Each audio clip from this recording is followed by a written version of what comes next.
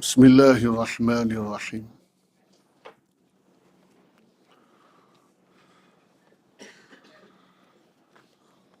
Assalamualaikum warahmatullahi wabarakatuh.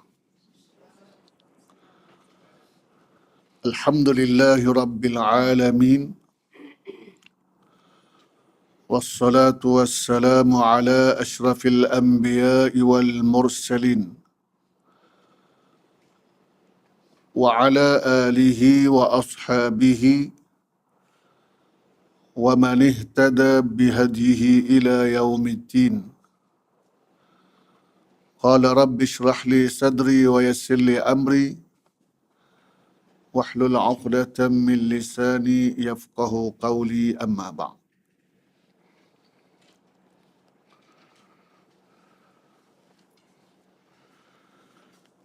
Siapakah yang diwajibkan sembahyang?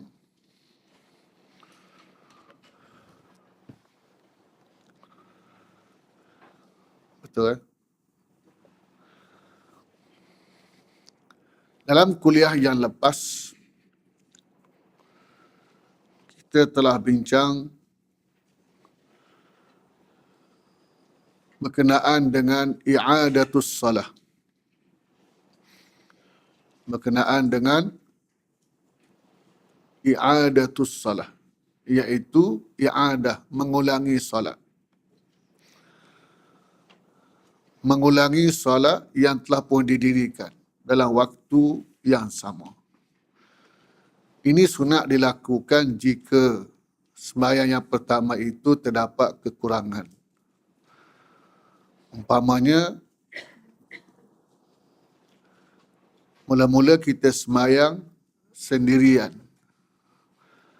Setelah beri salam, tiba-tiba didapati ada sekumpulan jamaah yang baru sampai dan mendirikannya secara berjamaah, maka sunat kita menyertainya.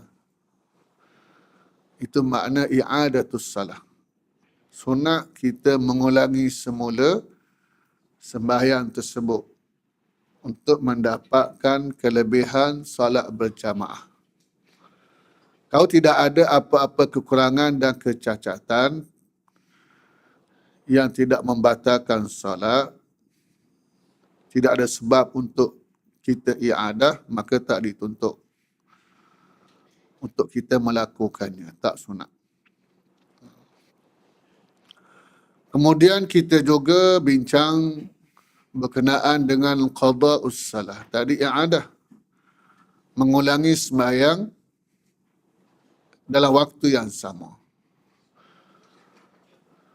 Maknanya kalau kita sembahyang zuhur sendirian, kemudian kita dapati ada solat didirikan berjamaah, kita pun lakukannya dalam waktu yang sama, dalam waktu zuhur lagi.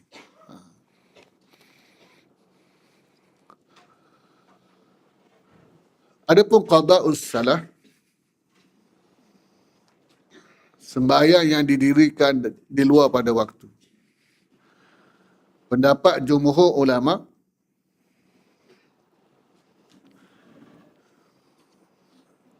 yang merangkumi keempat-empat mazhab, Hanafi, Maliki, Syafi'i dan Hambali, mengatakan hukum mengqadakkan salat adalah wajib. Hukum mengqadakkan salat adalah wajib, sama ada ditinggalkan secara sengaja ataupun tidak sengaja. Itu pendapat jumhur yang merangkumi keempat-empat mazhab.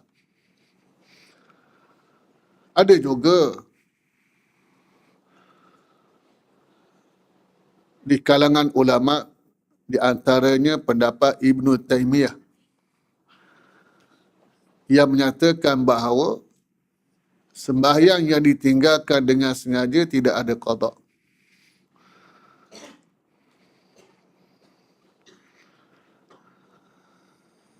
Yang tak sengaja itu wajib qada lah, terlupa, tertidur.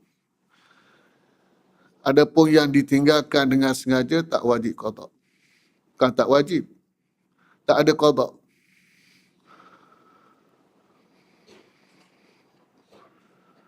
Habis tu nak macam mana?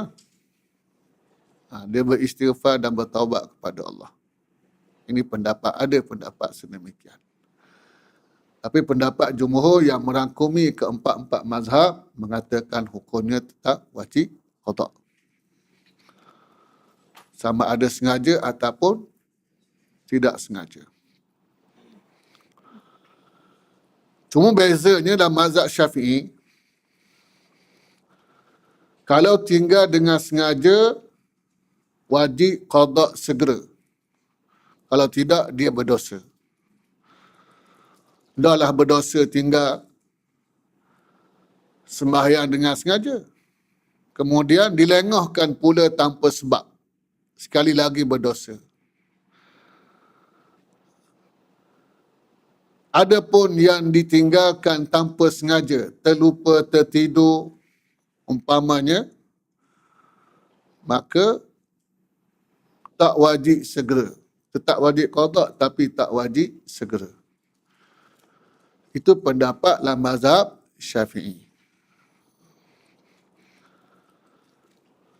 Adapun mazhab yang lain, Hanafi, Maliki dan Hambali mengatakan tidak ada beza. Sama ada tinggal sengaja atau tak tinggal sengaja, wajib qada segera kalau tidak berdosa. Wajib qada segera sama ada sengaja atau tidak sengaja. Tapi Syafi'i dia beza sikit. Kalau sengaja sahaja wajib qada segera. Kalau tak sengaja tak wajib segera. Qada tetap qada.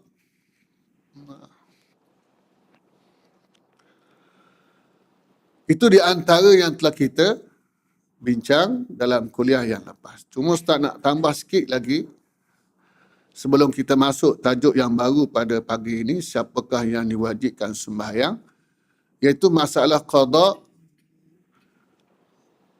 bagi solat yang ditinggalkan ketika musafir atau mukim.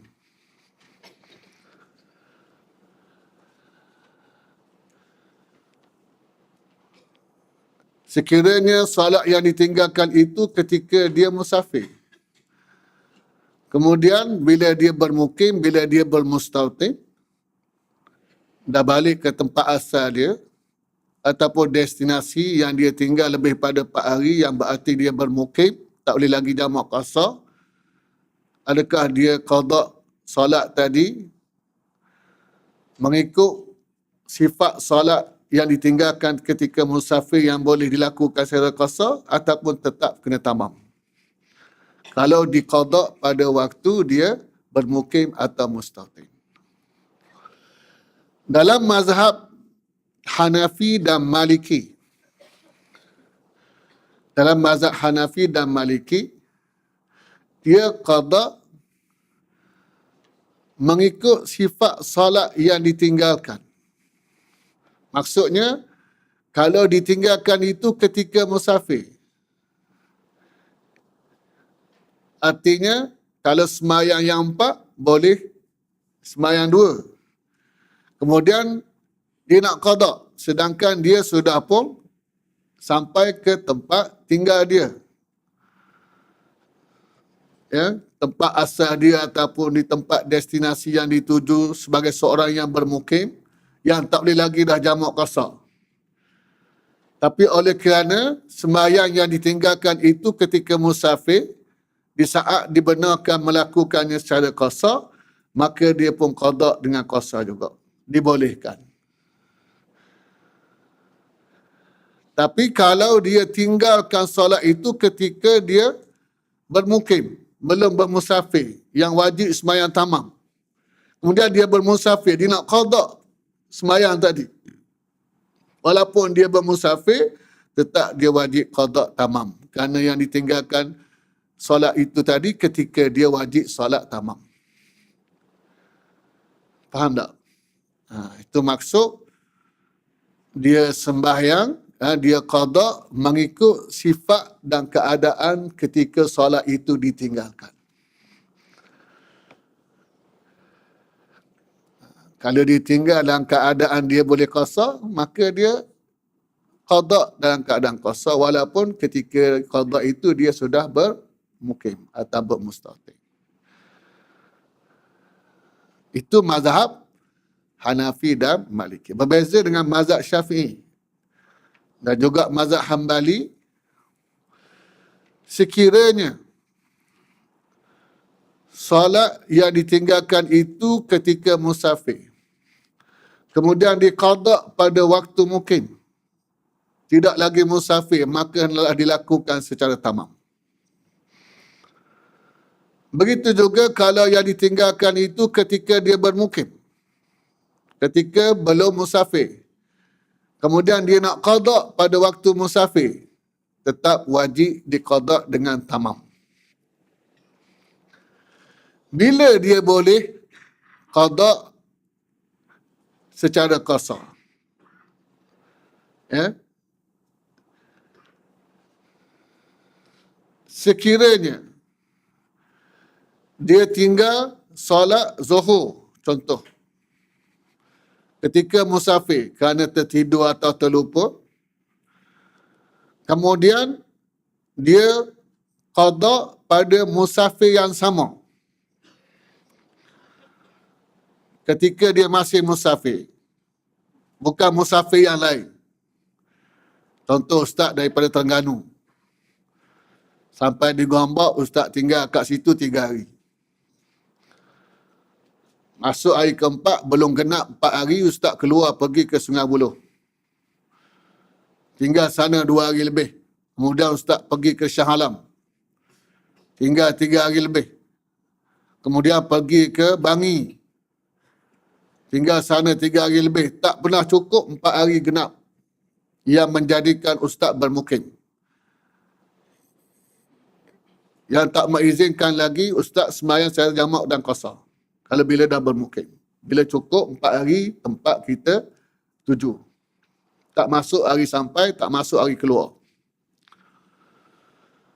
Jadi sepanjang Ustaz berada di Gombak, di Sungai Buloh, Shah Alam dan juga di Bangi, Ustaz dikira musafir dan sepanjang itu Ustaz boleh jamak qasar. Ketika di Shah Alam, tertidur. Letih sangat, tidur pukul 12, bangun tak bangun, orang azan maghrib. Keletihan sangat. Zuhur terlepas, asar terlepas. Ustaz pergi ke Bangi, masihlah musafir.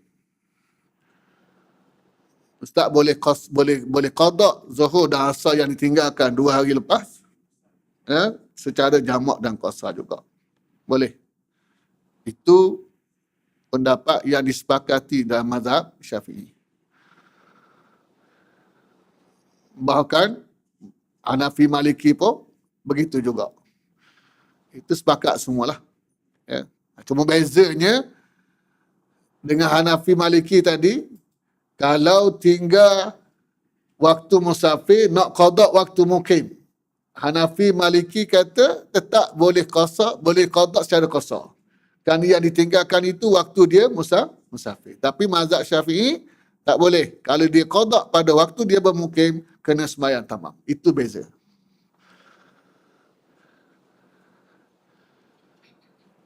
Bagaimana kalau qada waktu musafir juga, tapi musafir di bulan yang lain?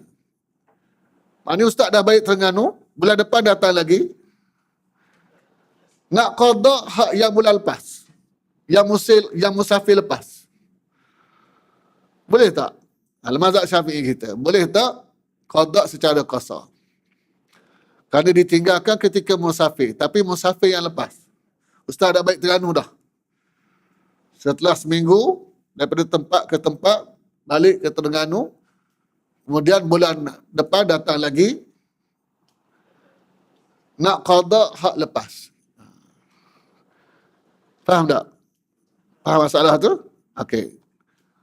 Berhubung dengan masalah ini, dalam mazhab Syafi'i, pendapat yang asah, yang lebih sahih, mengatakan harus dia qada secara qasar. Itu khilaf. Ya. Pendapat yang asah mengatakan harus. Pendapat yang sahih, oleh kerana musafir yang lain, maka tak boleh. Tapi pendapat yang lebih asah, yang lebih kuat, lebih sahih, dalam mazhab Syafi'i, diharuskan dia qada secara qasar juga. Itu beberapa pandangan perbezaan pendapat di kalangan mazhab berhubung dengan qada salat yang ditinggalkan ketika musafir. Dan juga ketika bermukim, kemudian dia bermusafir. Okey. Seterusnya, siapakah yang diwajibkan sembahyang?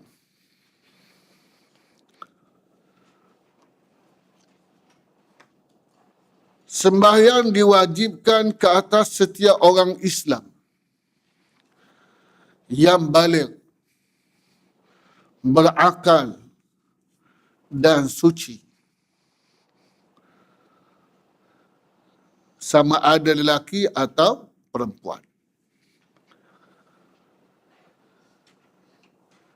Jadi sembahyang diwajibkan ke atas setiap orang Islam yang baligh dan berakal. Ini mukallaf dipanggil. Mukallaf.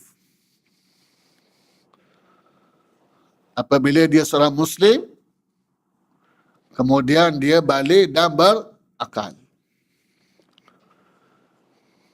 Kalau Muslim tapi belum baligh, belum lagi mukallaf, belum lagi ditaklifkan dengan bebanan hukum syarak. Ataupun baligh tapi tak berakal, gila, tak wajib juga, tak mukallaf. Dan juga suci, khususnya suci daripada hadas besar.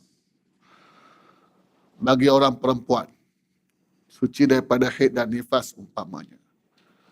Itulah golongan yang diwajibkan sembahyang.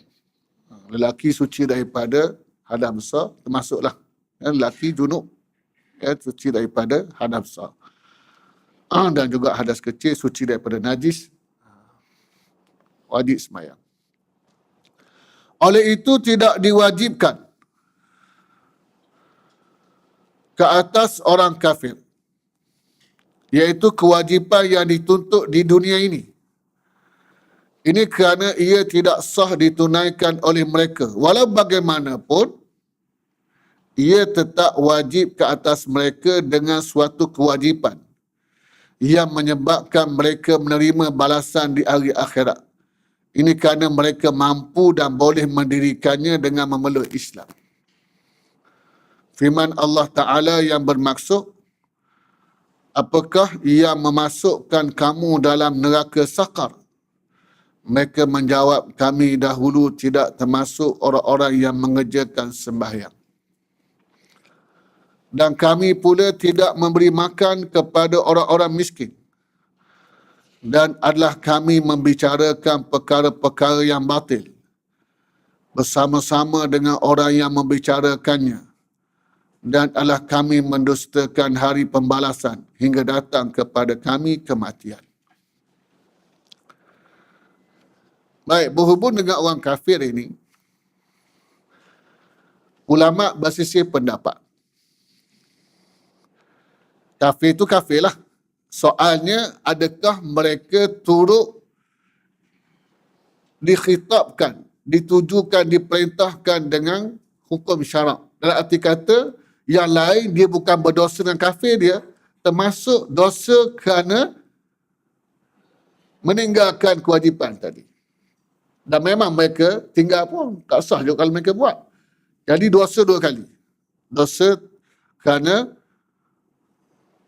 tak menaikkan perintah yang diwajibkan oleh Allah dan dosa kafir dia.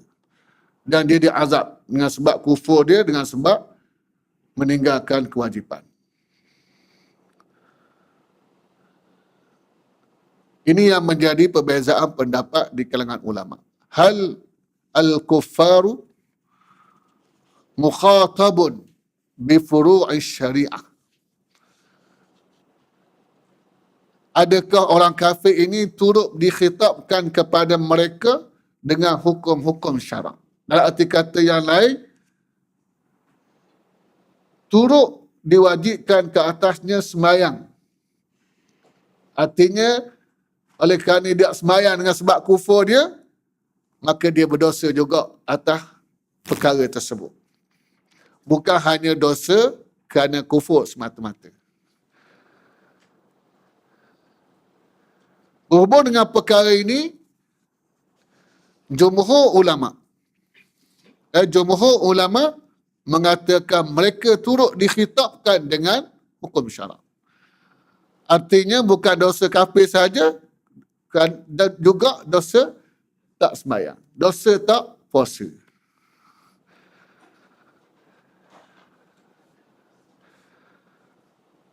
Mereka tetap wajib sembahyang kerana mereka mampu boleh buat kalau mereka masuk Islam. Itu pendapat jumhur, iaitu Syafi'i, Maliki dan Hanbali.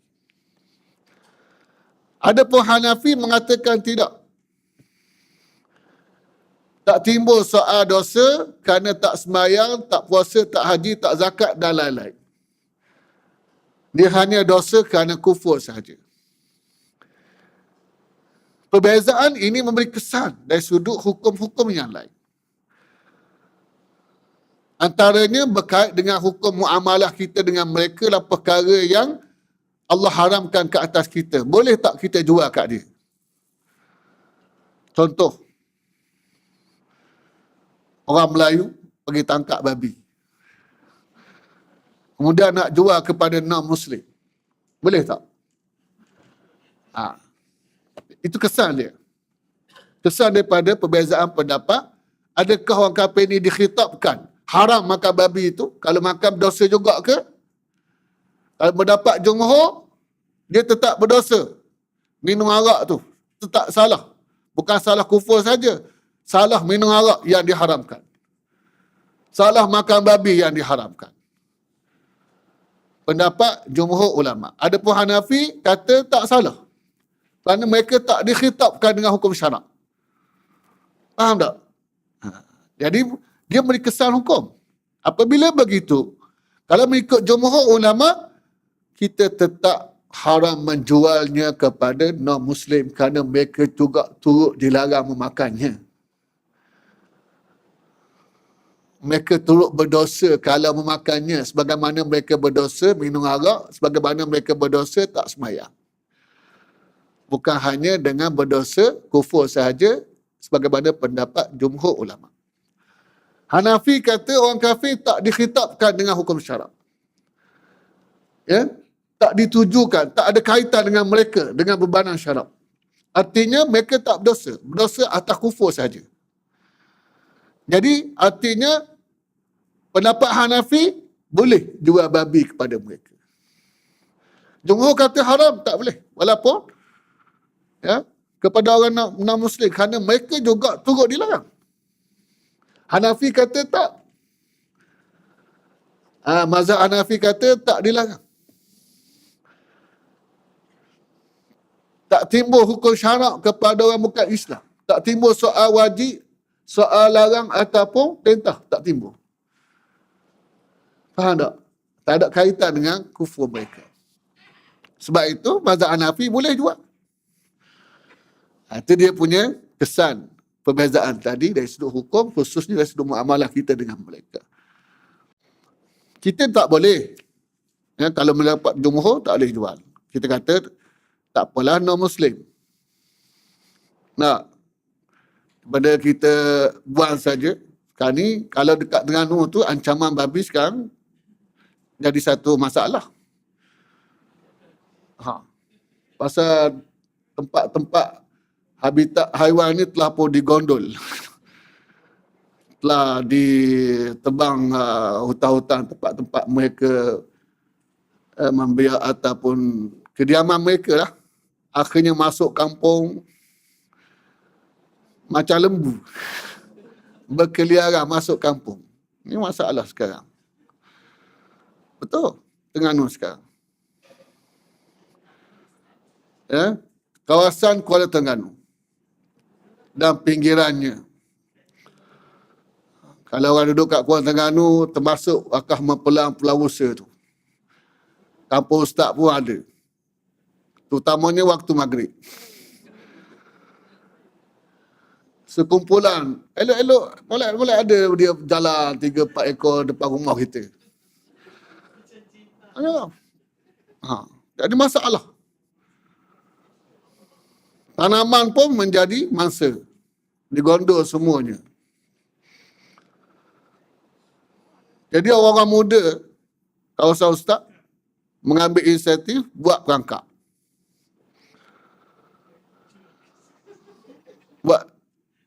Buat perangkap, tangkap. Boleh seekor dua, bolehlah tanam. Bunuh tanam. Tapi kalau dah boleh sampai 20 ekor, ya, ni contoh Ustaz, contoh realiti yang berlaku. Kalau ikut, jadi orang muda ni tanya Ustaz, macam mana ni? Kita tak sanggup dah nak tanam ni. Takkan nak buang begitu, mesti tanam. Tak bau, masalah lain pula. Lebih lagi kalau menimbulkan masalah JE. Jangkitan JE.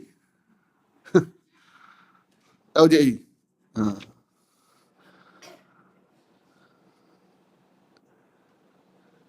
Sehingga mereka dah macam dah putus asa dah. Tak nak usaha lagi dah. Orang kampung sukalah. Pasal tanaman mereka dah kurang ancaman daripada binatang ni. Nak jual, orang fatwa, orang kata tak boleh haram. Itulah yang dipegang dalam masyarakat kita. Walaupun kita tak makan, walaupun non-Muslim boleh makan, tetap haram. Kerana pendapat jumhur, mereka juga berdosa kalau makan. Jadi tak boleh jual juga. Jadi Ustaz kata, tak apalah macam ni lah. Oleh kerana kita nak sesat masalah, boleh bertaklid mazhab Hanafi. Kamu tangkaplah. Kemudian pergi jual kat China. Sesat masalah. Ini rahmat bila ada kekhilafan di kalangan ulama'. Jadi Hanafi kata tak apa. Boleh jual. Jadi seronoklah orang muda ni. Sesat masalah. Kalau tidak, dia rasa dah putus asa dah. Tangkap-tangkap, lepas tu tak nak buat apa. Nak jual, takut berdosa. Haram. Ya? Bolehlah, halal. Hanafi kata tak jadi haram. Tak ada masalah. Cuma Ustaz kata oleh kerana jumhur kata haram, elok pakai untuk perkara-perkara yang bersifat umum lah. Nak kata haram, tidak. Mazhab Hanafi, tapi cuma kita kerana mengambil pendapat jumhur, kita kategorikan sebagai syubhat. Syubhat ni kita elok pakai untuk sendiri ke, untuk keluarga ke. Ya? Tapi kalau ikut hukum memang tak ada masalah. Kerana dalam mazhab Hanafi, muamalah tersebut sah dan hasilnya adalah halal. Boleh jual. Begitu. Nampak tak? Ni dia punya perbahasan di kalangan ulama berkenaan dengan kedudukan non-Muslim. Adakah mereka turut dikhitabkan, ditujukan perintah dan larangan ataupun tidak? Pendapat jumhur, mereka turut ditujukan dengan perintah tadi. Artinya, mereka turut berdosa kerana tak sembahyang, tak menaikkan perintah dan berdosa kerana melakukan perkara larangan. Bukan hanya berdosa atas sebab kekufuran. Itu dikata di sini. Ya. Walau bagaimanapun, ia tetap wajib ke atas mereka dengan suatu kewajipan yang menyebabkan mereka menerima balasan di hari akhirat. Dengan sebab tak sembahyang. Bukan sebab kufur saja. Nampak tak? Ini mazhab Syafi'i dan juga Maliki, Hambali. Hanafi tidak. Mereka tak dikhitabkan. Jadi boleh. Kalau kita nak menjual sesuatu yang diharamkan ke atas kita, kita jual kepada mereka. Pasal pada mereka tak salah. Tak ada soal larangan ataupun perintah. Ya.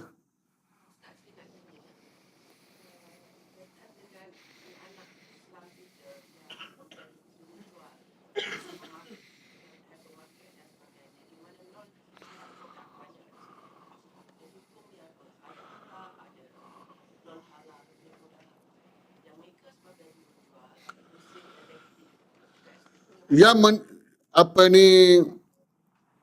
berhubung dengan arak memang disebut secara jelas dalam hadis. Ya, tukang tuang, tukang bawa, tukang jual, driver lori yang bawa, semuanya berdosa dan dilaknat oleh Allah. Dan juga orang-orang yang beriman dan juga para malaikat. Jaga, yang jaga. Ya, kaunter yang jaga barangan yang tak halal termasuk arak, tak boleh duduk situ. Orang Islam. Dia akan berkait sama. Ini soal arak berbeza dengan babi. Ya, arak memang disebut. Ustaz tak ingat berapa Nabi sebut tu. Kalau tak silap Nabi sebut 10. Ya, tukang bawa, ya, tukang hidang, tukang tuang. Ya, apa lagi, semua yang berkaitan dengan arak hukumnya haram. Ya, itu jelas. Itu memang sabitlah hadis larangan Nabi SAW.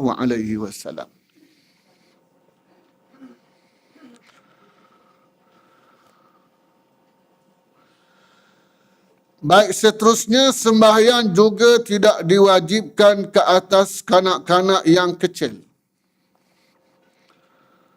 Kerana mereka bukannya di kalangan orang-orang mukallaf. Juga tak diwajibkan ke atas orang gila kerana tidak berakal. Begitu juga perempuan yang haid dan nifas. Kerana sembahyang tidak sah didirikan oleh mereka disebabkan wujud penghalang iaitu hadas. Itu yang disebut atas tadi. Ya, golongan yang diwajibkan sembahyang, Islam, balik, berakal dan suci. Artinya perempuan yang keadaan haid tak diwajibkan sembahyang dalam arti kata tak perlu qada. Tak perlu qada. Ya.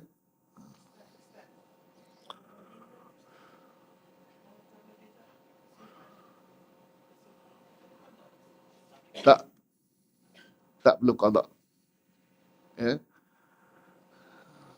Nanti akan disebut. Baik. Apabila orang kafir memeluk Islam,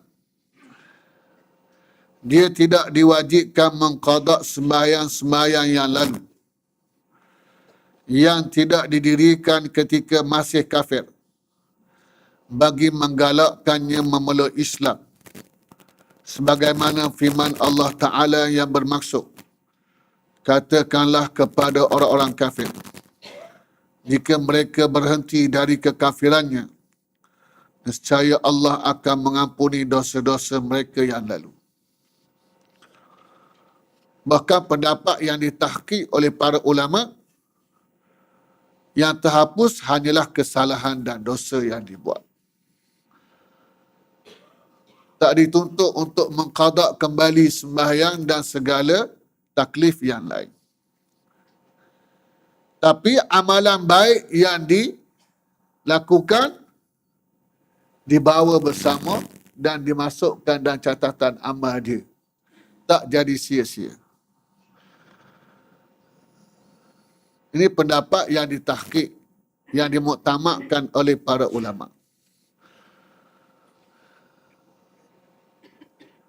Amalan dia yang membantu orang susah, bersedekah, menyumbang. Yalah. Kerja-kerja baik dia, kerja-kerja amal dia. Kalau dia matilah keadaan kufur, semua itu sia-sia. Tapi kalau dia masuk Islam, akan dibawa dan dikira dan dicatat dalam catatan amal baik dia. Walaupun dilakukan pada waktu dia kufur. Ini sebagai suatu galakan kepada mereka. Tidaklah rasa galak sangat. Dia kata dia dah banyak dah menyumbang, membantu.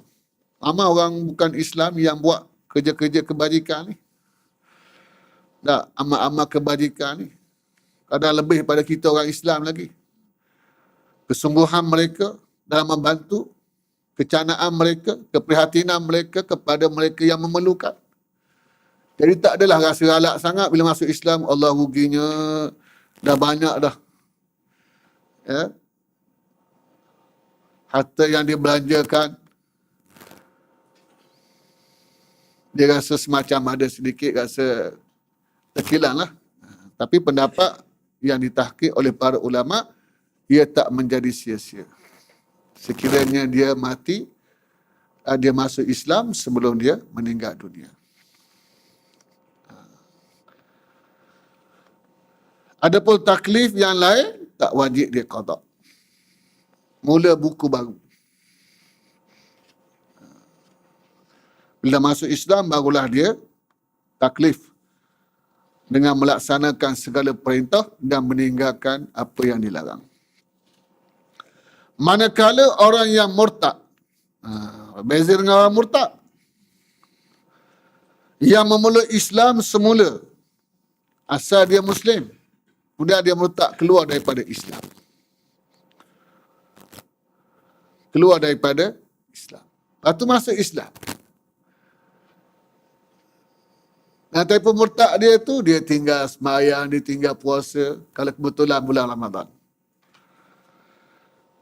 Dia diwajibkan qada sembahyang yang ditinggalkan selama tempoh murtadnya itu, sebagai balasan ke atasnya dan ancaman supaya tidak melakukan perbuatan murtad.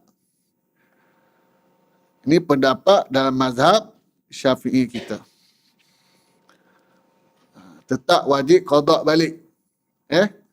Tetap wajib qada semula sembahyang yang ditinggalkan dan tempoh dia murtad. Tak kira berapa tahun. Sama ada masa yang pendek atau panjang, mana-mana yang ditinggalkan, kewajipan yang ditinggalkan waktu tersebut, wajib qada semula.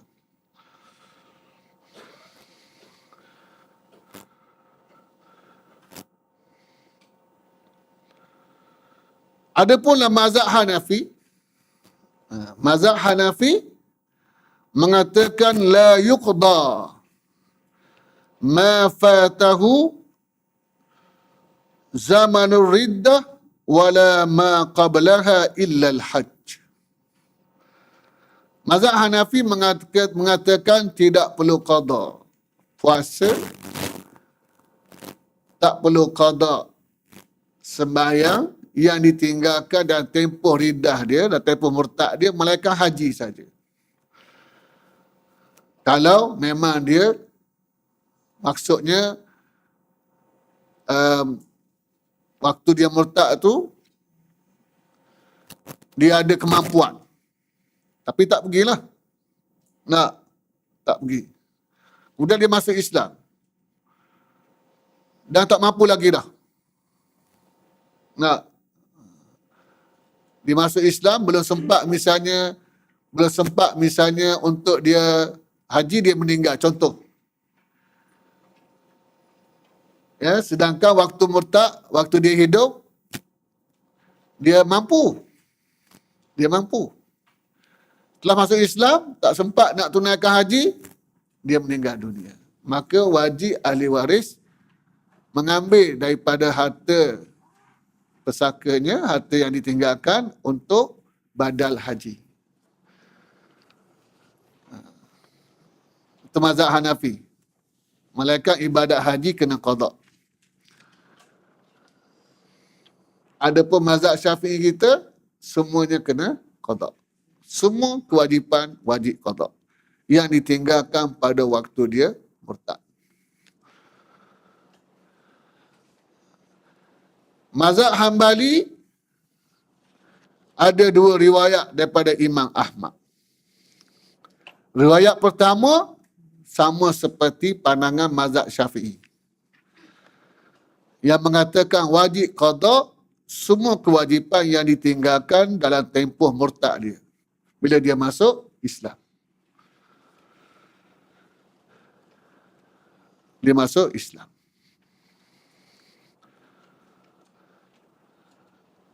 Itu riwayat pertama daripada Imam Ahmad. Ada dua riwayat, ada dua pendapat. Pendapat yang kedua, sama seperti mazhab Hanafi. Itu Hambali ada perbezaan di situ. Sebahagian sependapat dengan mazhab Syafi'i, sebahagian sependapat dengan mazhab Hanafi, tak wajib qada melainkan haji sahaja.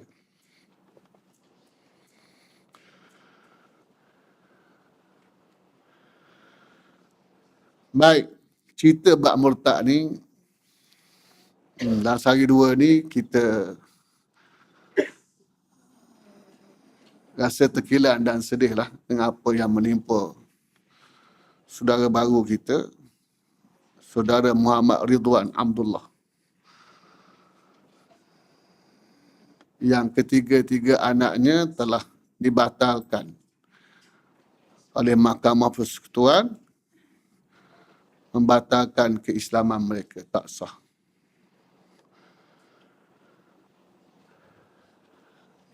Kalau ikut hukum syarak, ya, Mahkamah Tinggi Perak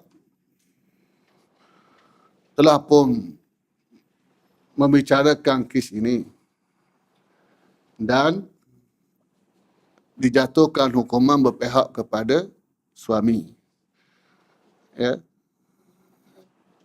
iaitu sah dan didaftarkan sebagai Muslim. Mahkamah Tinggi Perak menghukum sebaliknya, dan bila dibawa kepada Mahkamah Persekutuan membuat keputusan seperti mana yang kita sedia maklum. Ya. Pasal apa? Kerana pemahaman istilah parent yang termaktub dalam perlembagaan. Ya.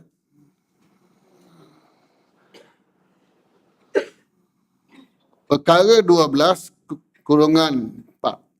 perlembagaan ada meletakkan syarat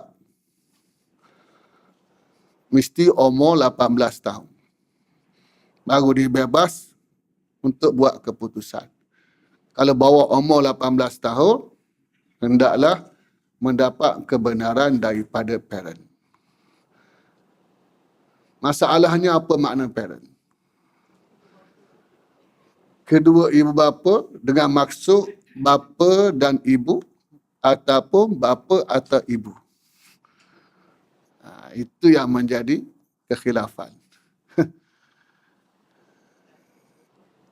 2007 telah berlaku kes seumpama ini. 2007. Suami Hindu masuk Islam. Kemudian dibicarakan di Mahkamah Persekutuan. Mahkamah Persekutuan menjatuhkan hukuman berpihak pada suami. Ini yang pelik. Mahkamah Persekutuan menjatuhkan hukuman berpihak kepada suami. Kerana menyatakan bahawa telah dapat keizinan daripada salah seorang ibu bapa. Diterjemahkan parent itu ibu atau bapa.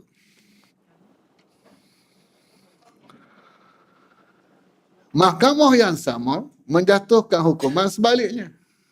Ini yang pelik. Nampak tak? Mahkamah yang sama, Mahkamah Persekutuan. 5 orang hakim sepakat. Semuanya Islam. Semuanya Islam. Mentafsirkan parent dengan maksud mesti dengan kedua-duanya. Itu jadi terbatal tu. Jadi sedih lah. Sedangkan benda itu sudah pun ada presiden kes sebelum tu. Tahun 2007. Ya, sudah pun ada kes yang sama dan mahkamah menjatuhkan hukuman pihak pada suami. Tapi dalam kes ini ditafsirkan.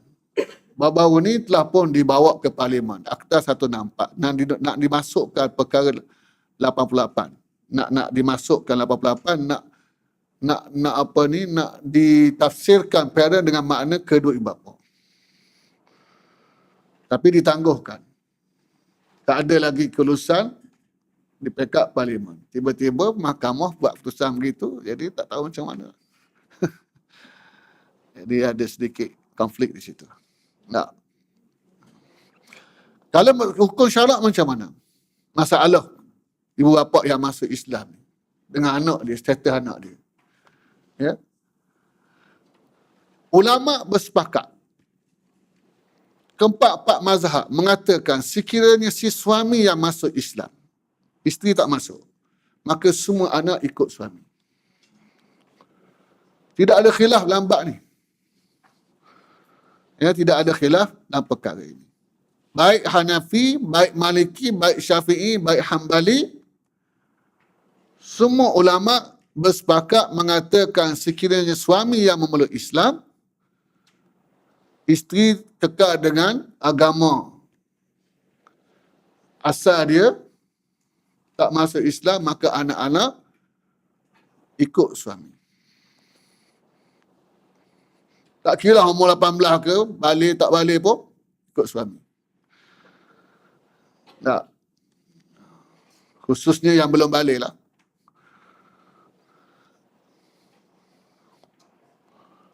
Adapun sekiranya yang masuk Islam itu ibu, suami tak ikut. Bagaimana status anak? Ikut ibu ke ikut suami? Kalau suami, tidak ada khilaf. Semua ulama kata ikut agama suami, iaitu Islam. Kalau ibu, jumhur ulama mengatakan ikut agama ibu, kerana mengikut agama yang lebih baik antara suami isteri, dan tidak ada lebih baik daripada Islam. Kecuali mazhab Maliki. Ini ada sedikit khilaf. Kalau melibatkan ibu sahaja yang masuk Islam. Mazhab Maliki mengatakan ikut bapa. Ikut agama bapa. Maknanya kekal dengan agama asal. Tak ikut Islam, agama baru yang dianuti oleh si ibu. Kes Muhammad Ridwan Abdullah lawan isteri dia Indira Gandhi ni, ya, kes yang terbaru ni, Indira Gandhi tu, dari segi hukum syarak memang tidak ada khilaf. Jadi wajib kewajipan pada umat Islam mempertahankannya. Nak tahan macam mana? Itulah realiti yang ada. Tak. Siapa nak tanggungjawab? Fikir-fikirlah.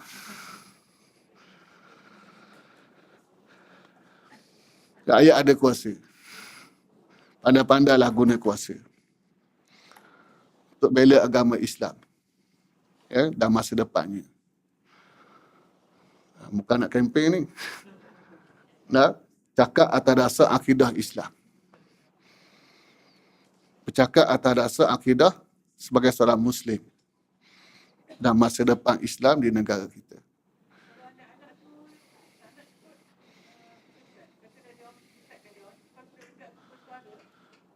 Tak ada masalah. Itu hak dia.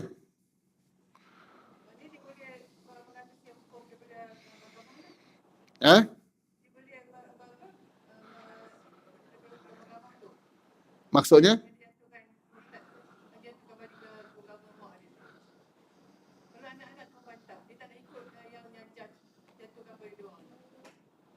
Mana hak baru ni? Keyboard ni? Tak boleh lah. Tak boleh nak buat apa lah. Ya?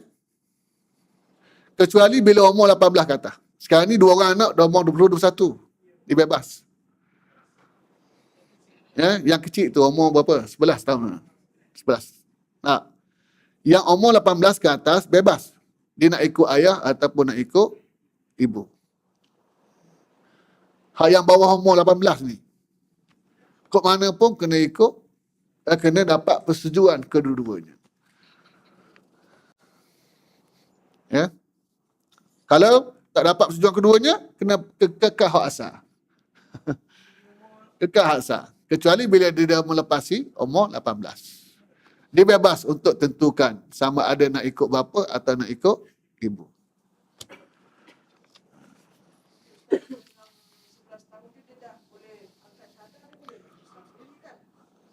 Itulah perlembagaan yang ada sekarang tak boleh pakai.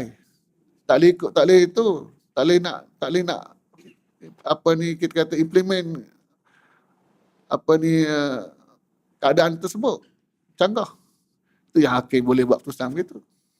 Pasal umur 18 tu kena dapat persetujuan dua-duanya. Ya. Jadi sekarang ni kalau kes akan datang nak rojok mana? Kes yang 2007 ke yang terbaru 2018? Yang akhir Januari baru ni. Ya. Mana satu presiden kes? Itulah. Lazimnya begitulah. Ambil yang terbaru lah. Kalau dalam usul fiqh pun, dalam syarak pun, kira yang terbaru lah. Ia menasahkan yang lama. Nasah dan mansuh. Nasih dan mansuh. Itulah fiqh, usul fiqh. Ya tak? Jadi amalan perundangan pun macam itulah juga. Macam mana? Baik. Nah, itu sedikit selingan. Kebetulan berlaku sehari dua ni, kita kena faham juga dari sudut pandangan syarak. Ya. Jadi kes Ridwan Abdullah ni dari sudut syarak memang dia berhak. Tapi kerana itu yang ditafsirkan parent dengan maksud mesti kedua-duanya, maka pasal dalam versi Malaysia, ya, versi bahasa Malaysia dalam perlembagaan terjemuh atau bukan kedua-dua. Itu yang nak dimasukkan dalam Akta 164 perkara 88A dan Akta 164 hak yang pemerintah tangguh tu. Ya, setelah ditentang. Hak tentang pun satu golongan je, hak lain setuju nak setuju belaka. Ya. Faham-faham jelas apa tu. Ya. Akhirnya pasal hujahnya bercanggah dengan perlembagaan. Jadi gantung lah. Dan keadaan tergantung tu, berlaku kes ini, tiba-tiba hakim buat putusan begitu. Jadi kita pun pening. Baik. Itu realiti yang ada. Senario yang berlaku yang kita kena faham. Ya. Bukan kita hanya fikir soal dari sudut keduniaan, masalah kesulitan dari sudut material, dari sudut ekonomi, tapi lebih penting dalam masalah akidah masa depan Islam di negara kita. Baik. Habis kita. Seterusnya, sembahyang juga tidak wajib diqada oleh perempuan yang meninggalkannya disebabkan haid atau nifas kerana kewajipan mengqadakannya membawa kesusahan dan bebanan kepada mereka. Ini hikmahnya. Ya. Hikmah yang disebut oleh para ulama. Tapi bukan illah. Ya, bukan illah, tapi hikmah. Beza illah dengan hikmah. Ya tak? Pasal ada orang perempuan kata, dia biasa haid 2 hari, 3 hari je. Kalau nak qada memang boleh sangat. Pasal ada 27 hari lagi. 3 hari je dia haid. Tak? Itu hikmah, bukan illah. Ya, illah tak wajib sembahyang, itu ta'abbudi maksudnya Allah Ta'ala, Islam, Nabi kata tak perlu qada. Tak perlu qada. Ya. Tak wajib sembahyang dan tak perlu qada. Nabi sendiri yang berkata sedemikian.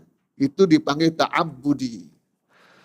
Cuma ulama fikir, kenapa kalau puasa wajib qada? Sembahyang tak wajib. Jadi ulama fikir hikmahnya, ya, dari sudut logiknya, kerana kalau sembahyang dia membebankan. Umumnya sekurang-kurang perempuan haid adalah 7 hari 7 malam. 7 hari 7 malam, 35 waktu nak kena qada. Tak sempat nak qada, datang pula haid. Nah, itu kalau hak yang kebiasaan. Kalau yang ada 10 hari, kalau yang ada sampai 13 hari, 14 hari, rapat. Tak ada nak qada, datang lagi haid. Jadi hutang tu selalu bertambah. Hutang. Tak ada nak bayar. Jadi membebankan. Ada pun puasa, ada tempoh 11 bulan nak qada. Kalau tinggal sebulan pun memang munasabah. Tidak jadi masalah. Cuma jenis makna je. Orang Terengganu kata jenis makna. Tahu makna? Bila masuk Syakban kau mula gaduh nak puasa. Qada. Sama ni makna. Maknanya buat apa ni, ambil mudah ya. Tak apalah. Ya. Baru Jamadil Awal, baru Jamadil Akhir, lambat lagi. Syakban sempat lagi. Tinggal 5 hari je. 7 hari je. Dah masuk bulan Syakban, macam-macam hal pula. Ya, kenduri lagi. Ya. Sana sini lagi, sibuk sana sini, tak dan juga. Padahal masa panjang. Orang kita macam itulah, suka tangguh-tangguh. Begitu juga tak diwajibkan qada ke atas orang gila dan pitam. Ni. Ya. Apabila sembuh dari penyakit gila dan sedar kembali. Tak wajib qada. Sunat saja. Termasuklah orang yang koma. Ya, orang yang koma. Kadang-kadang berbulan-bulan, kadang pun ada yang bertahun. Ya, koma tak sedar-sedar. Bila dia kembali sembuh, tak wajib qada, hanya sunat saja.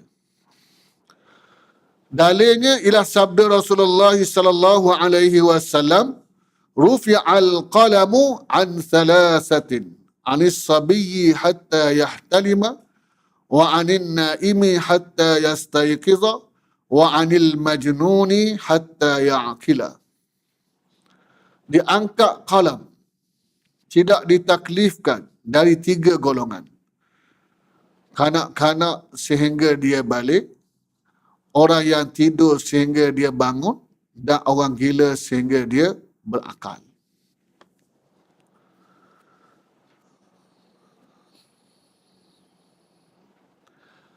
Tapi sekiranya dia tu hilang akal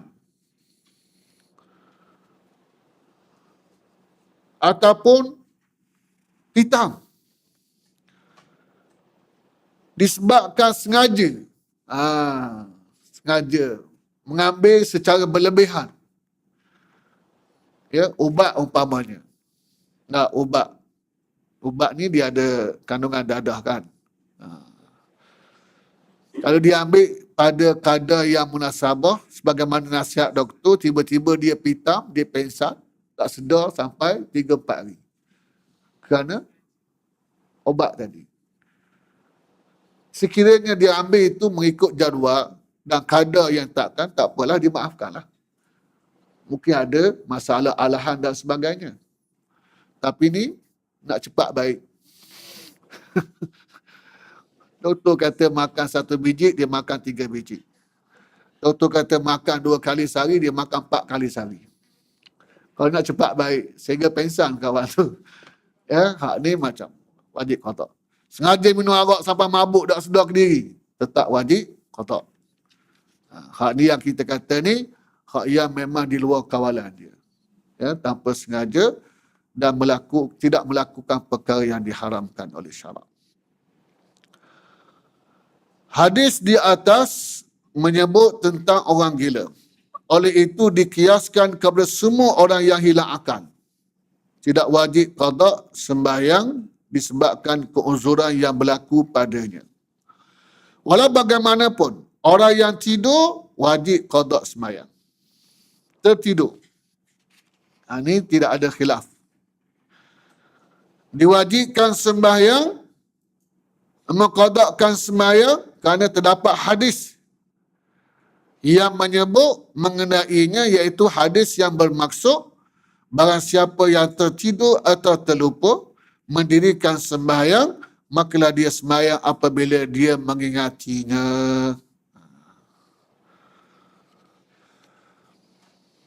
Baik.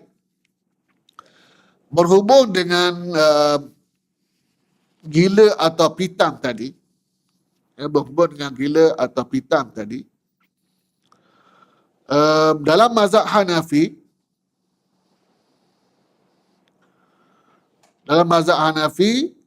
mengatakan sembahyang gugur dan tak wajib qada bagi orang yang gila atau pitam, bila dia sembuh, tak wajib qada sekiranya lebih daripada sehari semalam. Artinya lebih daripada 5 waktu semayang. Tapi kalau dia pitam ataupun gila dalam waktu yang singkat, kurang daripada sehari semalam, kurang daripada 5 waktu semayang, maka dia tetap wajib qada. Itu mazhab Hanafi. Syafi'i tak kira. Walaupun satu waktu dia pitam, tak sedar diri, dia koma, tak sampai sehari, 3 waktu dia tinggal, daripada sebelum subuh sehingga maghrib, malam dia sedar, tak wajib qada juga. Hanafi kata tak wajib itu kalau melebihi 5 waktu. Pasal kira banyak lah, membebankan. Tapi kalau kurang daripada 5 waktu, orang yang pitam, orang yang gila, bila dia sembuh, tempoh kurang daripada 5 waktu, dia kena qada. Semayang tak gugur. Itu mazhab Hanafi.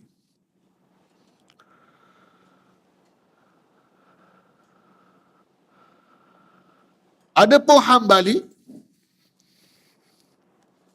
adapun mazhab Hambali, dalam masalah gila macam Syafi'i. Dalam masalah gila macam Syafi'i. Tak wajib qada sepanjang tempoh gila dia sama ada singkat ataupun panjang. Adapun dalam masalah pitam dan yang seumpamanya, koma, nampak? Maka tetap wajib qada, hukum dia macam orang tidur. Itu macam, itu beza sikit dengan Imam Syafi'i. Dalam bab pitam, koma, pengsan, dalam mazhab Hambali, hukum dia macam orang tidur juga. Artinya wajib qada. Itu dari segi ilmu lah. Kita pegang mazhab Syafi'i, ingatlah. Tak wajib qada, koma. Kalau main koma sampai 7-8 tahun, ada. Tak. Puluh-puluh tahun pun ada. Sampai mati tak apalah. Tak ada apalah. Berakhir dengan mati, tak ada masalah apalah. Soalnya dia masih dia sedar dan ada tempoh masa untuk qada. Wajib ke tidak? Hambali kata tetap wajib qada pasal orang seperti ini macam tidur juga hukum dia. Hanafi kata tak wajib pasal melebihi sehari semalam. Syafi'i memang tak wajib. Tak kira lah sehari ke, 2 hari ke, tak wajib qada. Sunat sahaja. Okey? Jelas Bagi kanak-kanak, mereka wajib disuruh mendirikan sembahyang apabila sampai umur 7 tahun. Wajib suruh. Wajib suruh. Maknanya wajib kita didik dia. Suruh sembahyang. Wajib. Soal dia tak sembahyang, ataupun sembahyang tak sekejap sembahyang, sekejap tidak. Tak. Sekejap ada, sekejap tak ada. Macam Cik Mo. Tak. Tak apa, tak ada masalah. Kalau umur 7 tahun. Tapi ibu bapa wajib suruh. Jangan tak suruh. Wajib. Ini perintah pada Nabi. Dan dipukul bila meninggalkannya ketika umur 10 tahun.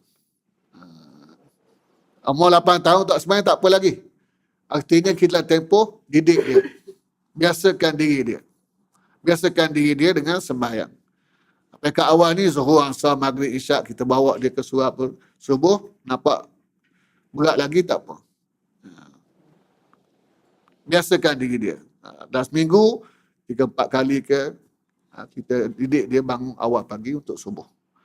Dan tempoh 7 sehingga 10 tahun. Bila umur 10 tahun, tak sembahyang juga kena pukul. Pukul yang mendidik, bukan pukul yang mencederakan. Semua ini bertujuan membiasakan mereka dengan sembahyang. Rasulullah sallallahu alaihi wasallam bersabda, "Muru as-sabiyya bis-salati idza balagha 7 sinin wa idza balagha 10 fadribuhu 'alaiha. Suruhlah kanak-kanak supaya semayang apabila sampai umur 7 tahun, dan bila berumur 10 tahun, maka pukullah mereka jika mereka meninggalkannya. Ini hadis.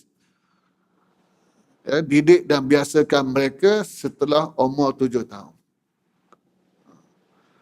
Kalau bawah pada itu dah suruh dah, tak apa lagi bagus. Sunat lah. Tapi bila umur 7, wajib suruh sembahyang. Kata ulama, ya, walaupun hadis ini sebut sembahyang, ulama mengkiaskan juga perkara kewajipan yang lain. Puasa, bila umur 7 tahun, ibu bapa hendaklah suruh anak puasa. Jangan biar begitu. Dah mula didik dia. Termasuklah perkara-perkara perintah dan larangan yang lain. Mula didik dia. Dari sudut pakaian umpamanya, dah didik dia dengan pakaian yang menutup aurat. Bila umur 7 tahun. Khususnya yang perempuan lah. Ya, umur 7 tahun tu dah didik dia. Biasakan dia dengan pakaian yang menutup aurat. Jangan beli lagi baju-baju yang mendedahkan aurat. Didik dia. Nak umur 7 tahun. Bila umur 10 tahun, kalau orang perempuan dah cukup umur dah. Lelaki dia tak balik lagi. Orang perempuan dah tahid umur 10 tahun. Dah balik dah. Tak. Ketika itu memang wajib dah atas dia. Baik yang berupa perintah ataupun larangan.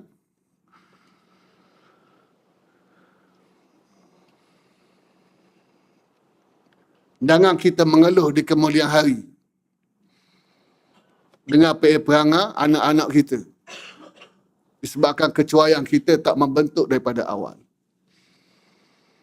Ya, ini Nabi dah berikan panduan dalam pendidikan anak-anak. Dan hadis yang lain bukan sahaja didik bila umur 10 tahun, pukul kalau tak semayang, pukul kalau tak puasa, pukul kalau tak tutup aurat. Ya, bukan sahaja dalam perkara tersebut, bahkan Nabi sebut wa farriquhum fil madaji'.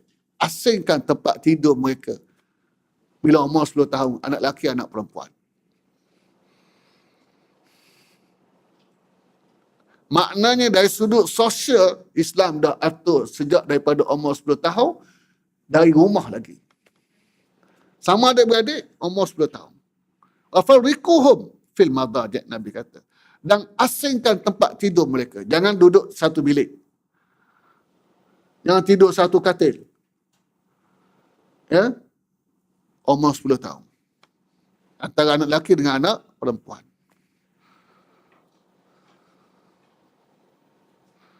Begitu sekali Islam. Sadr zara'i, mengambil langkah awal.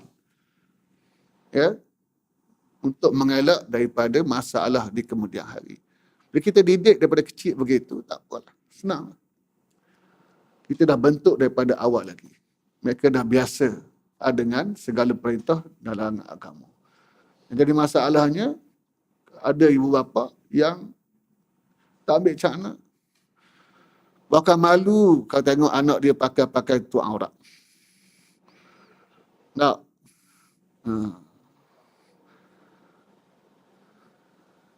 Pasal dia sendiri pun tak tutup aurat. Jadi ini masalah. Aurat perempuan ni, Quran sendiri sebut. Ya, soal menutup aurat perempuan ni Quran sendiri sebut. Dalam surah Ahzab, surah An-Nur, bacalah. Ya, surah An-Nur, surah Ahzab. Maknanya, etika pakaian muslimah ni, perkelilingnya, Allah Ta'ala sendiri yang turunkan. Kalau bahasa kita agak, surat tanda tangan bos sendiri. Faham? Dalam bahasa kita. Maknanya bos sendiri yang tanda tangan. Atas nama bos sendiri yang keluarkan surat perkeliling etika pakaian.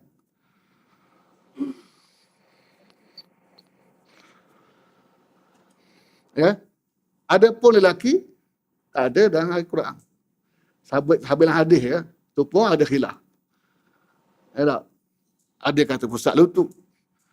Ada yang kata hanya melibatkan kemaluan depan belakang saja, paha tak masuk. Ada khilaf lagi? Laki. Ada khilaf lagi? Laki. Nampak tak?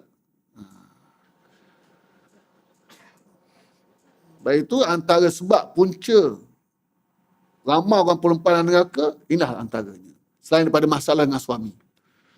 Derhaka dengan suami, ya, antara sebabnya Nabi sebut, ya, kenapa aku tengok waktu aku di Mi'raj oleh Allah, tengok umat aku di kalangan wanita ramai ahli neraka. Antara puncanya aurat.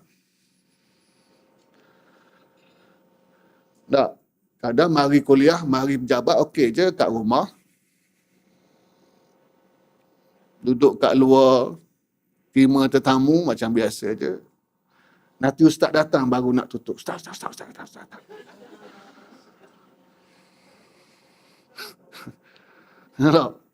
Orang lain daripada ustaz yang ajnabi juga, yang bukan mahram juga, elok je pakai scarf je.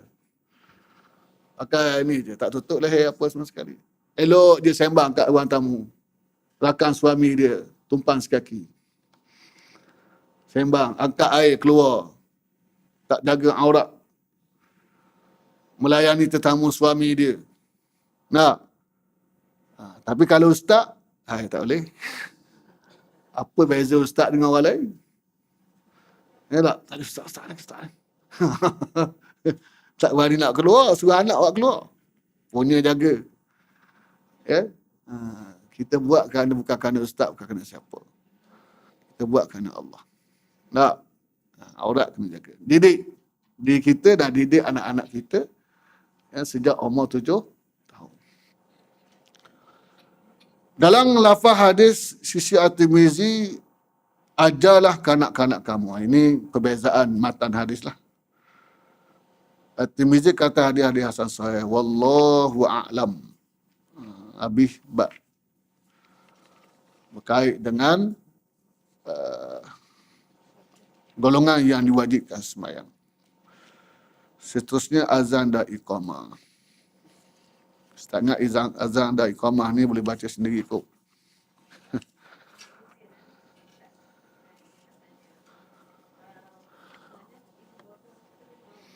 Ya?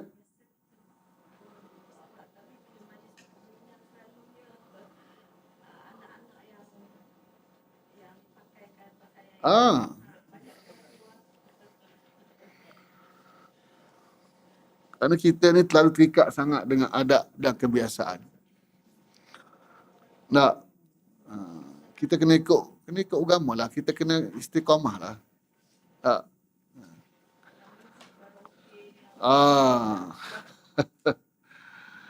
Semua perkara lah. Tak kira lah. Ya, sama ada waktu kenduri ke, waktu mana ke, kena jaga semua. Ini perintah daripada agama. Perintah daripada Allah. Ya, mesti menjadi seorang muslimah yang sentiasa taat. Tak kira tempat, tak kira apa event. Kita kena sentiasa dalam keadaan tunduk. Pasal kita hamba Allah Ta'ala bukan waktu di masjid saja. Di luar masjid pun Allah hamba Allah Ta'ala juga. Kan kita baca Fatihah, Alhamdulillahi Rabbil Alamin. Kan ada orang baca Alhamdulillahi Rabbil Masajid. Tuhan kat masjid. Ataupun Alhamdulillahi Rabbil Haramain. Tuhan tanah haram Mekah Madinah ya.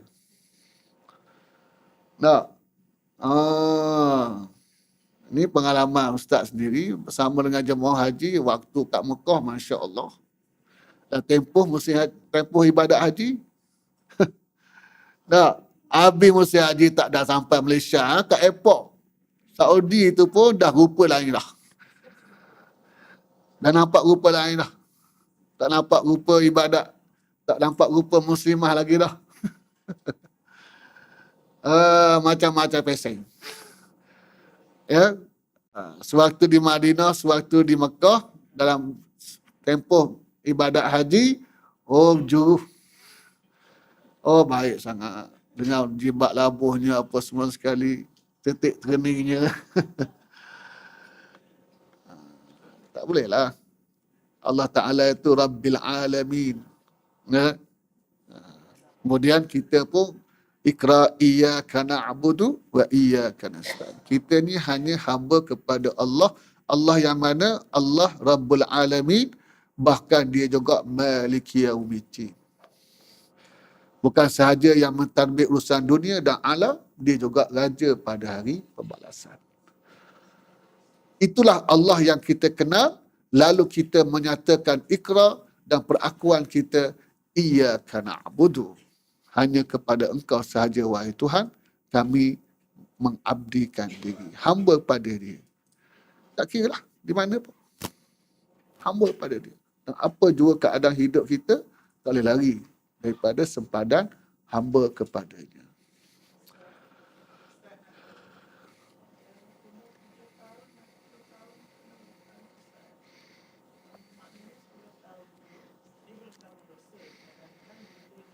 Balik. Ya betul. Dia tak dosa lah. Selagi belum balik tak dosa. Pasal tanggung dosa ni bila mukallaf. Mukallaf tu antara syaratnya ialah balik. Sebab itu kalau ditunai haji, umur 8 tahun, umur 9 tahun ditunai haji. Dapat pahala. Kedua bapa juga dapat pahala. Tapi kena buat haji lagi sekali lagi. Belum lagi tertunai dari sudut kewajipan sebagai mukallaf belum lagi. Mana kena haji balik. Ditunaikan lagi selepas mukallaf. Nampak tak? Bab azan. Ustaz azan lah. Ada apa lah? Ustaz Zamri. Tak apa lagi tak?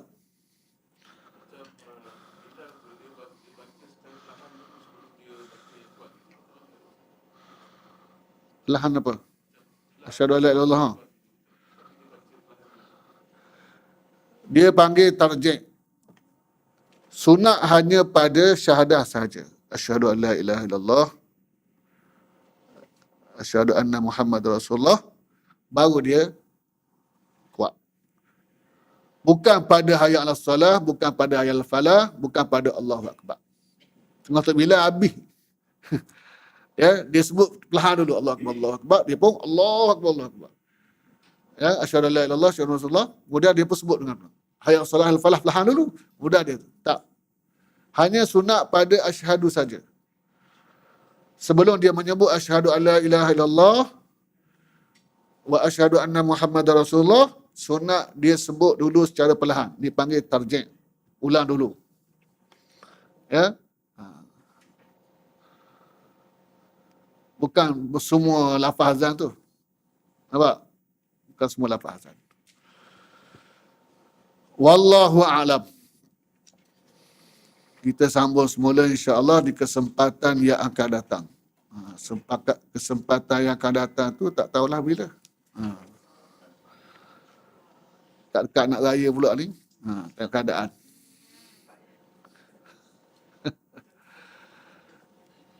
Ustaz akan beritahu dari masa ke semasa lah insya-Allah. Jadi akan datang ni, Ustaz ingat azan dan iqamah ni boleh baca sendiri. Azan dan iqamah sunat pada lelaki, perempuan hanya sunat iqamah saja. Tak sunat azan. Kita akan terus kepada syarat sah sembahyang insya-Allah. Cuma Ustaz akan sebut sikit-sikit lah. Beberapa poin yang penting untuk makluman kita berhubung dengan iqamah dan azan dan iqamah dalam kesempatan yang akan datang insya-Allah. Ada soalan ya? Last.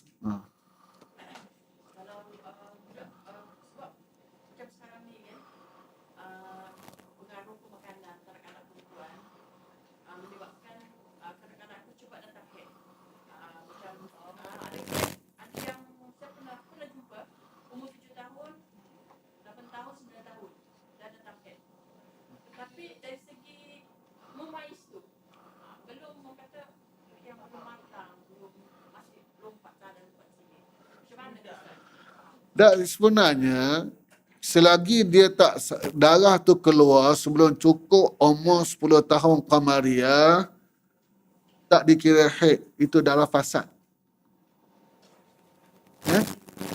Walaupun keluar darah umur 7 tahun 8 tahun itu yang masih melompat-lompat lagi tu. Pasal itu bukan darah haid, itu darah fasad. Darah yang rosak. Darah haid hanya bila umur cukup 10 tahun qamariyah. Yelah, ada penyakit lah tu. Ada sebab, kena cek doktor lah. Punca lain lah. Umur 10 tahun. Perempuan haid. Kita, yelah, apa ni, itu pun bergantung kepada kelaziman setempat. Cuma kita, masyarakat Melayu, Malaysia ni, umumnya 10 tahun. Kalau bawah pada itu mungkin ada masalah lain.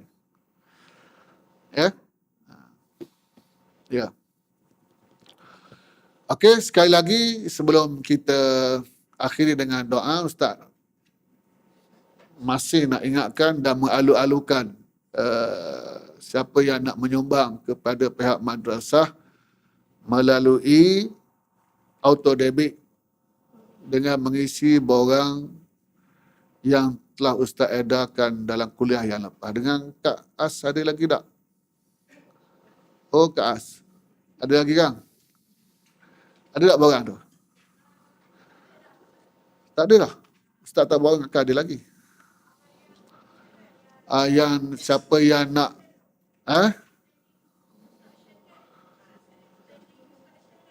standing instruction tu kalau yang melibatkan akaun lain pada Maybank, auto debit melalui Maybank. Maknanya dia hanya isi borang tu saja, tak perlu pergi ke bank untuk urusan pemotongan.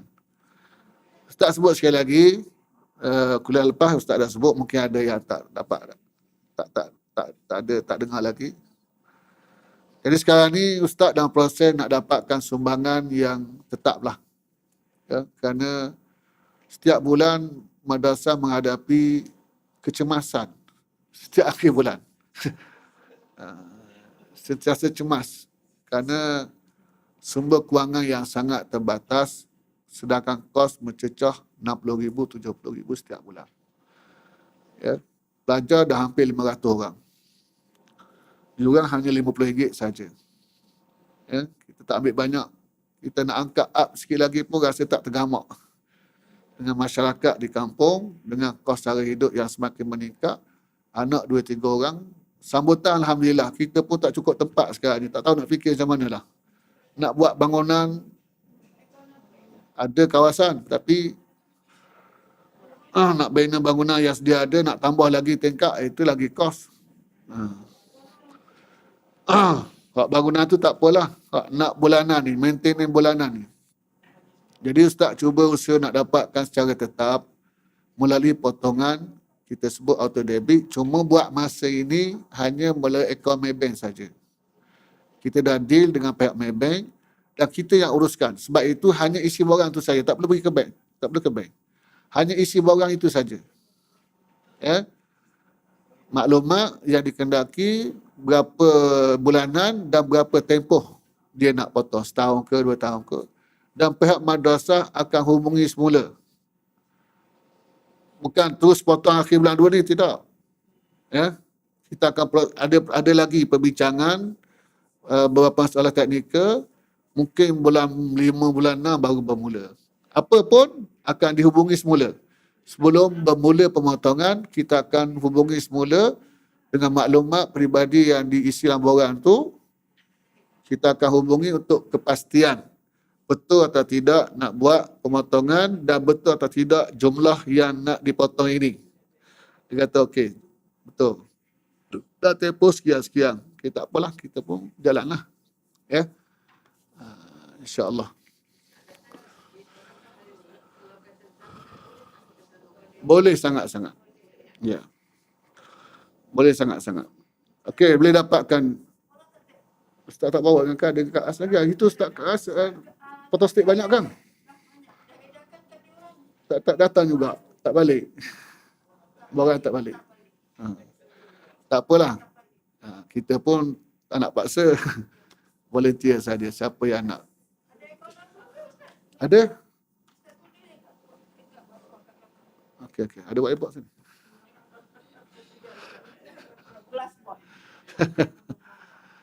Okey, ini yang main bank saja. Yang main bank hanya isi borang. Tak perlu lebih pada itu. Tak perlu nak pergi ke bank apa. Kalau buat SI, kita sendiri kena ke bank. Nak kena bayar apa lagi? Lembaga hasil. Tak payah bayar. Tak bayar. Okey. Jadi, Ustaz pun menggalakkan jugalah. Kalau yang tak ada akaun Maybank tu, boleh juga. Pasal kalau dia nak transfer sendiri setiap bulan, kadang-kadang tak ingat. Kadang-kadang terlupa.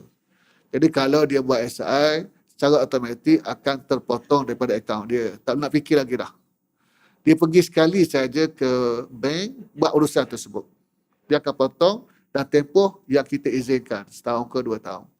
Ke akaun madrasah, CIMB, Maybank dan Bank Islam. Ya. Kita tak banyak pun ikut kemampuan lah. Ada yang setakat ni RM10, ada yang RM20. Okeylah, tak apa. Ya tak? Yang penting berterusan. Itu bentuk amalan yang paling disukai isteri Allah. Berterusan walaupun sedikit. Dan ini juga merupakan sedekah jariah kita. Orang kita dah ingat sedekah jariah ni hanya melibatkan pembangunan fizikal. Sedekah jariah juga melibatkan pembangunan insan. Tak? Dengan ilmu yang diperolehi, terbentuk insan yang baik, apatah lagi kalau menjadi seorang ulama, ada lagi anak murid, kita akan dapat saham yang sama selagi ilmu yang diperolehi dikembang dan dikembang. Dengan sumbangan sedikit daripada kita. Saham akhirat kita yang berpanjangan. Pembangunan insan. Ya. InsyaAllah. Itulah harapan Ustaznya. Nanti Ustaz tulis. Tulis kat sini. Okay. Bismillahirrahmanirrahim. Alhamdulillahirrabbilalamin. Wassalatu wassalamu ala ashrafil anbiya wal mursalin. Wa ala alihi wa sahbihi ajma'in. Allahumma faqihna fiddin wa alimna ta'wil wa hadina siratal mustaqim. Allahumma anfa'na ma 'allamtana wa 'allimna ma yanfa'una wa zidna ilma wa rzuqna fahma. Allahumma ja'al jam'ana hadza jam'an marhuma wa tafarruqana min ba'di tafarruqan ma'suma la taj'al fina wa ma'ana syaqiyyan wa la matrudan wa la mahruma. Wa sallallahu ala sayyidina Muhammadin wa ala alihi wa sahbihi ajma'in. Walhamdulillahirabbil alamin.